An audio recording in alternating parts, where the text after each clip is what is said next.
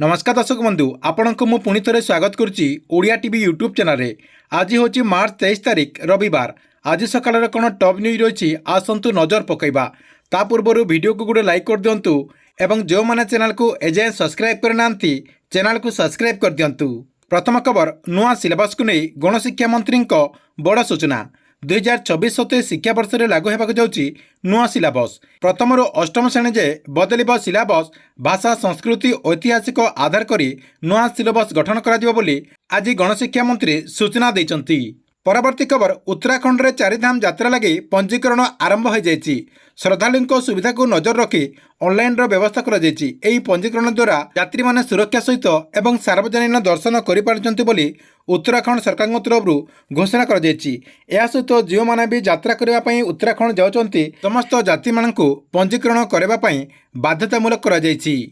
परवर्ती खबर छात्र छात्री मानक सुरक्षा को चिंता रखी उच्च शिक्षा विभाग तरफ राज्य में अनुदान प्राप्त कॉलेज गुड़िक भित्तिभूमि एवं व्यापक समीक्षा आरंभ कर विभाग समस्त राज्य में अनुदान प्राप्त प्रतिष्ठान गुड़ी तुरंत रिपोर्ट मागिंट कौन कोठा जहाँकि असुरक्षित किंबा परित्यक्त अवस्था अच्छी से विषय में तुरंत मतामत लोड़ी कॉलेज गुड़िकर अध्यापक मानू कौन विलंब न करी असुरक्षित एवं भूसुरी पड़ा कोठागुड़िकर मूल्यांकन दाखल करने चिठी कर नजर को आछि जे अनेक कॉलेज रे श्रेणीगृह प्रयागशाला कार्यालय कोठा पाइखाना इत्यादि भली भंगा अवस्था भित्तिभूमि थाईपे बोली नजर को आछि। सेथिपई राज्य में थिबा समस्त कॉलेज रो अध्यापक मानू खूब शीघ्र एने रिपोर्ट प्रदान करंतु बोली चिठी कर जायछि।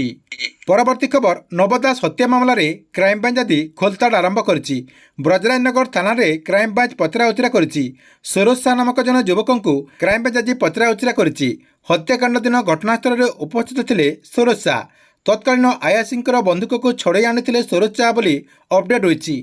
परवर्ती खबर खूब शीघ्र निजर ब्राउजर लॉन्च करिबो भारत स्वदेशी भाव में ब्राउजर विकसित करने नहीं योजना करुच्ची जहाँ डाटा सुरक्षित एवं गोपनीयता को सुनिश्चित करिबो। आज एक कार्यक्रम में जोगदे यही कथा कहते आईटी मंत्री अश्विनी वैष्णव। परवर्ती खबर लगातार सुनादर बढ़िबा परे आज राजधानी भुवनेश्वर में सुनादर कमिबार नजर आछि। किछि दिन तले सुनादर 90,000 को छुई जाइथिबारु लोकंको मुंडबिंधा कारण साजिथिला। तेबे आज सुनादर 400 टंका पाखापाखि कमी जाइछि। यह लोकंको मनरे टिके आश्वस्ति मिली। आज राजधानी भुवनेश्वर में 22 कैरेट सुनार दर 10 ग्राम पिछा 82,300 टंका रही बेले काली जाकि 82,700 टंका रही। एवं देखु 24 कैरेट सुनार मूल्य गतकाली 24 कैरेट सुनार मूल्य थिला 10 ग्राम पिछा 90,220 टंका। आज यार दर 440 टंका कमी जाइथिबार नजर को आछि। परवर्ती खबर आउ एणिकी मन इच्छा बाली उठे पारिबे नाही एथिपाई सरकार तरफ एसओपी जारी कर बाली खादन खनि और इस्पात विभाग तरफ एसओपी जारी कर दीर्घ दिन धरी राज्य में बेआईन बाली चालन को नहीं राज्य सरकार नजर को आछि। सेथिपाई राज्य सरकार तरफ आज एसओपी जारी कर बाली उठेबा को हेले जिला स्तरीय कमिटी गठन करा जिवो ता सहित पंचायत स्तरीय कमिटी गठन करा जिवो। एही कमिटी जहाँकि बाली उठाण नैथिबा लीजधारी उपरे नजर रखिबे बोली अपडेट होइछि। परवर्ती खबर जून 11 तारिख रे देवस्नान पूर्णिमा और 27 तारिख रे गुंडीचा यात्रा अनुष्ठित हेबो।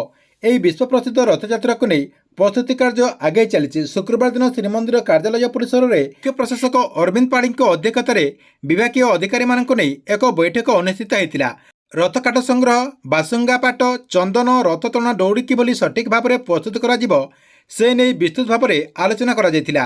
कथा निगम रथ दौड़ी जोगाइबा प्रस्तुति देथिबा बेले बासुंगा पाट चंदन श्रीमंदिर प्रशासन निकट में मौजूद रही बोली बैठक में सूचना मिली। रामनवमी ठारू रथ काट चिरटा होगा सहित अक्षय तृतीय ठारू रथ निर्माण अनुकूल हो बोली मुख्य प्रशासक श्री पाढ़ी बैठक में सूचना देइचंती।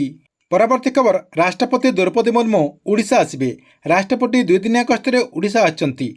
तेबे राष्ट्रपति आसंता 24 और 25 तारिख रे ओडिशा आसबे बोली कार्यालय तरफ काली जाकि सूचना दी जाइछि।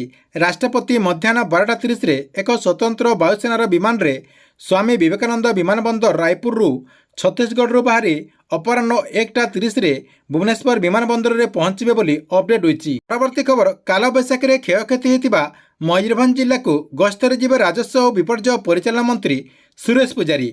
एही गस्त समय से जिलार विभिन्न स्थान को बुली काल बैशाखी क्षयक्षति समीक्षा करेंगे बोली अपडेट होइछि। काल बैशाखी वर्षा रे जिलार बांगरीपोशी विषयी कुलियणा सारसकोणा और करंजिया ब्लॉक मोट 19 पंचायत रे 47 ग्रामर 4775 ଜଣ ଲୋକ ପ୍ରଭାବିତ ହୋଇଛନ୍ତି। ଏଥିରେ 350ଟି କଚ୍ଚାଘର ସମ୍ପୂର୍ଣ୍ଣ ଭାବେ ନଷ୍ଟ ହୋଇଥିବା ବେଳେ 11ଟି କଚ୍ଚାଘର ଭାଙ୍ଗି ରୁଚି ଯାଇଛି।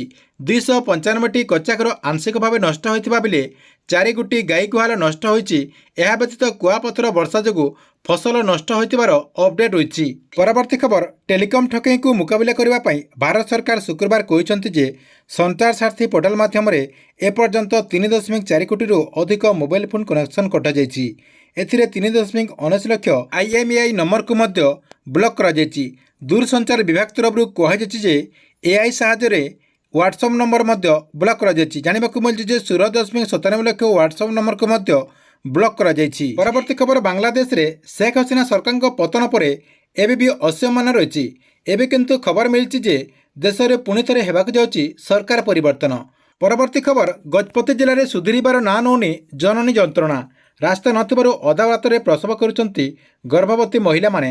ପ୍ରଶାସନ ଫିଲ୍ ମାରୁଥିବାର ଅପଡେଟ୍ ହୋଇଛି। ଏମିତି ଏକ ଘଟଣା ଦେଖିବାକୁ ମିଳିଛି ମୋହନା ବ୍ଲକ ଗାବେଲର ଆବେରଣ ମାଝୀଙ୍କ ସ୍ତ୍ରୀଙ୍କ ପେଟ ଯନ୍ତ୍ରଣା ହେବାରୁ ସ୍ଥାନୀୟ ଆଶା ଦିଦି ମେରି ମାଝୀଙ୍କୁ ଜଣାଇଥିଲେ। ମେରି ମାଝୀ ପହଞ୍ଚିବା ପରେ ଆମ୍ବୁଲାନ୍ସକୁ ଫୋନ୍ କରିଥିଲେ। ରାସ୍ତା ନଥିବାରୁ ଆମ୍ବୁଲାନ୍ସ ପହଞ୍ଚି ପାରିନଥିଲା ଗାଁକୁ। ଗ୍ରାମବାସୀମାନେ ଦୋଲାରେ କାଠ ସାହାଯ୍ୟରେ ଦୀର୍ଘ 5 କିମ୍ ବହି ଆଣିଥିଲେ ଜାତୀୟ ରାଜପଥ 326କୁ। ପରେ ବିରିକୋଟ ମେଡିକାଲରେ ପହଞ୍ଚି ଚିକିତ୍ସିତ ପରେ ଲଳିତା ମାଝୀଙ୍କର ଶିଶୁକନ୍ୟା ଜନ୍ମଗ୍ରହଣ ହୋଇଛି। ମା ଓ ଶିଶୁ ସୁରକ୍ଷିତ ଥିବାର ଡାକ୍ତର ସୂଚନା ଦେଇଛନ୍ତି। ପରବର୍ତ୍ତୀ ଖବର, ଶିକ୍ଷାନୁଷ୍ଠାନ କିସ୍କୁ ନେଇ ଆଜି ନିତ୍ୟାନନ୍ଦ ଗଣ୍ଡ ବହୁତ ବଡ଼ ଗୋଟେ ସୂଚନା ଦେଇଛନ୍ତି। ସେ କହିଛନ୍ତି ଯେ ପ୍ରାୟ 30,000 ଆଦିବାସୀ ଛାତ୍ରଛାତ୍ରୀଙ୍କ ରହିବା ସହିତ ଖାଇବା ବ୍ୟବସ୍ଥା ରହିଛି। ଆଗାମୀ ଦିନରେ ପିଲାମାନଙ୍କର ଅବସ୍ଥା ରହିବା ନେଇ ଅନୁସନ୍ଧାନ କରାଯିବ। ଏହା ସହିତ ପିଲାଙ୍କ ପାଇଁ ଆନୁଷଙ୍ଗିକ ବ୍ୟବସ୍ଥା ଠିକ୍ ଅଛି କି ନାହିଁ ଦେଖିବା ପାଇଁ ବିଭାଗ ତରଫରୁ ଦାୟିତ୍ୱ ମଧ୍ୟ ଦିଆଯାଇଛି। ଏକଥାକୁ ଅନୁସନ୍ଧାନ କରାଯିବ ଏବଂ ଆଗାମୀ ଦିନରେ ଏକଥାକୁ ନିଶ୍ଚିତ ପ୍ରାଧାନ୍ୟ ଦିଆଯିବ ବୋଲି ମାନ୍ୟବର ମନ୍ତ୍ରୀ ସୂଚନା ଦେଇଛନ୍ତି। ପରବର୍ତ୍ତୀ ଖବର, ପାଣ୍ଡିଆନଙ୍କୁ ନେଇ ବିଜେଡି ଶିବିରରେ ଗୁଞ୍ଜରଣ। 2024 ବିଜେଡି ପରାଜୟ କାରଣ ସାଇଥିବା ପାଣ୍ଡିଆନ ଖୁବ୍ ଶୀଘ୍ର ଦଳ ସହିତ ସମ୍ପର୍କ ତୁଟେଇ ପାରନ୍ତି। ଏନେଇ ଜାତୀୟ ଗଣମାଧ୍ୟମରେ ଚର୍ଚ୍ଚା ଆରମ୍ଭ ହୋଇଛି। ବିକେ ପାଣ୍ଡିଆନ ଖୁବ୍ ଶୀଘ୍ର ନବୀନ ପଟ୍ଟନାୟକଙ୍କ ବାସଭବନ ନବୀନ ନିବାସ ଛାଡ଼ିପାରନ୍ତି ବୋଲି ଅପଡେଟ୍ ହୋଇଛି। ରାଜନୀତିର ସନ୍ନ୍ୟାସ ନେଇଥିବା ପରେ ପାଣ୍ଡିଆନ ଓଡ଼ିଶା ଛାଡ଼ି ଏକ ଆନ୍ତର୍ଜାତୀୟ ସଂସ୍ଥାରେ କାମ କରିବେ ବୋଲି ସୂଚନା ମିଳିଛି। ପରବର୍ତ୍ତୀ ଖବର, ଆସନ୍ତା ଡିସେମ୍ବର 9 ତାରିଖରେ ବାରବାଟୀରେ ଆନ୍ତର୍ଜାତୀୟ T20 ମ୍ୟାଚ୍ ଖେଳାଯିବ। ଦକ୍ଷିଣ ଆଫ୍ରିକା ବିରୁଦ୍ଧରେ ଇଣ୍ଡିଆର ମ୍ୟାଚ୍ ରହିଛି। 5ଟି ବିଶିଷ୍ଟ ସିରିଜରେ ପ୍ରଥମ ମ୍ୟାଚ୍ ବାରବାଟୀରେ ଖେଳାଯିବ।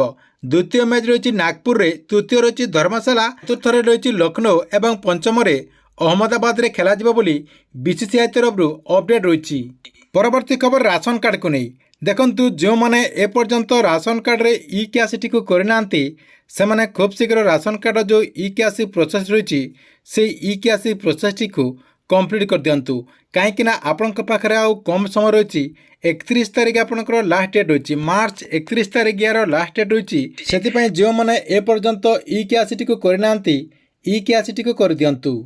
ପରବର୍ତ୍ତୀ ଖବର, ସୁଭଦ୍ରା ଯୋଜନାକୁ ନେଇ ଦେଖନ୍ତୁ, ଯେଉଁମାନେ ସୁଭଦ୍ରା ଯୋଜନାର ଦ୍ୱିତୀୟ କିସ୍ତିରେ ଟଙ୍କା ପାଇନାହାନ୍ତି ସେହି ମହିଳାମାନଙ୍କ ପାଇଁ ଆଉ ଗୋଟିଏ ସୁଯୋଗ ରହିଛି, ଯାହାକି ମାନ୍ୟବର ଉପମୁଖ୍ୟମନ୍ତ୍ରୀ ପ୍ରଭାତୀ ପରିଡ଼ା କହିଛନ୍ତି ଯେ ଯେଉଁମାନେ ସୁଭଦ୍ରା ଯୋଜନା ଅଧୀନରେ ଦ୍ୱିତୀୟ କିସ୍ତିରେ ଟଙ୍କା ପାଇନାହାନ୍ତି ସେମାନଙ୍କ ପାଇଁ ଆଉ ଗୋଟିଏ ଯାହାକି ସୁଯୋଗ ରହିଛି।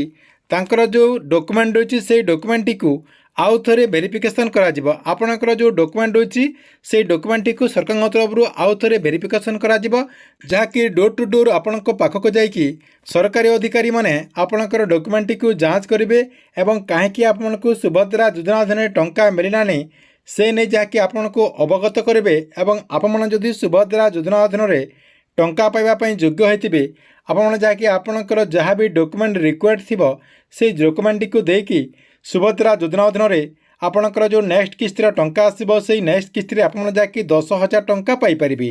ପରବର୍ତ୍ତୀ ଖବର, ପ୍ରଧାନମନ୍ତ୍ରୀ ଆବାସ ଯୋଜନାକୁ ନେଇ ଦେଖନ୍ତୁ, ପ୍ରଧାନମନ୍ତ୍ରୀ ଆବାସ ଯୋଜନା ଅଧୀନରେ ଯେଉଁମାନେ ଘର ପାଇବା ପାଇଁ ଚାହୁଁଛନ୍ତି ସେମାନେ ଖୁବ୍ ଶୀଘ୍ର ଆବେଦନ କରିଦିଅନ୍ତୁ।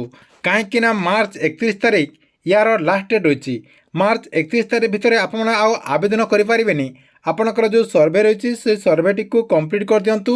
କାହିଁକିନା ଏଥର ଯେଉଁମାନେ ବି ସର୍ଭେ କରିବେ ସମସ୍ତଙ୍କୁ ପ୍ରଧାନମନ୍ତ୍ରୀ ଆବାସ ଯୋଜନା ଅଧୀନରେ ଘର ଦିଆଯିବ ବୋଲି ଅପଡେଟ୍ ହୋଇଛି। କାହିଁକିନା ପୂର୍ବ ସରକାର ସମୟରେ 6 ଲକ୍ଷ ପ୍ରଧାନମନ୍ତ୍ରୀ ଆବାସ ଯୋଜନା ଘର ଯାହାକି ପେଣ୍ଡିଂ ରହିଛି ଏବଂ ଏହି ସରକାରଙ୍କ ତରଫରୁ ମଧ୍ୟ ଆହୁରି ସେହି 6 ଲକ୍ଷ ସହିତ ଘର ଦିଆଯିବ ବୋଲି ଅପଡେଟ୍ ହୋଇଛି। ସେଥିପାଇଁ ଏଥର ଯେଉଁମାନେ ବି ଆବେଦନ କରିବେ ସମସ୍ତଙ୍କୁ ପ୍ରଧାନମନ୍ତ୍ରୀ ଆବାସ ଯୋଜନା ଅଧୀନରେ ଘର ମିଳିପାରିବ ବୋଲି ଅପଡେଟ୍ ହୋଇଛି। ଆପଣମାନଙ୍କୁ ସୁଭଦ୍ରା ଯୋଜନା ଅଧୀନରେ ଯେମିତି ଖୋଜି ଖୋଜିକି ସରକାରଙ୍କ ତରଫରୁ ଏହି ଟଙ୍କାଟି ଦିଆଯାଉଛି, ସେମିତି ପ୍ରଧାନମନ୍ତ୍ରୀ ଆବାସ ଯୋଜନା ଅଧୀନରେ ମଧ୍ୟ ଡୋର୍ ଟୁ ଡୋର୍ ଯୋଗ୍ୟ ହିତାଧିକାରୀଙ୍କୁ ଖୋଜି ଖୋଜିକି ସରକାରଙ୍କ ତରଫରୁ ପ୍ରଧାନମନ୍ତ୍ରୀ ଆବାସ ଯୋଜନା ଅଧୀନରେ ଘର ଦିଆଯିବ ବୋଲି ଅପଡେଟ୍ ହୋଇଛି। ସେଥିପାଇଁ ଯେଉଁମାନେ ଏପର୍ଯ୍ୟନ୍ତ ଆବେଦନ କରିନାହାନ୍ତି ଆପଣମାନେ ଜଲ୍ଦି ଆବେଦନ କରିଦିଅନ୍ତୁ। ଠିକ୍ ଅଛି, ଏ ଥିଲା ଆଜି ଦିନର କେତୋଟି ବଡ଼ ଖବର। ଆପଣମାନଙ୍କୁ ଭିଡ଼ିଓ କେମିତି ଲାଗିଲା କମେଣ୍ଟ ବକ୍ସରେ ନିଶ୍ଚୟ କରି ଗୋଟେ କମେଣ୍ଟ କରନ୍ତୁ ଏବଂ ପ୍ରତ୍ୟେକ ଦିନ ଏମିତି ବଡ଼ ଖବର ଦେଖିବାକୁ ଚାହୁଁଥିଲେ ଏହି ଚ୍ୟାନେଲଟିକୁ ଆପଣ ରେଗୁଲାର ଦେଖୁଥାନ୍ତୁ।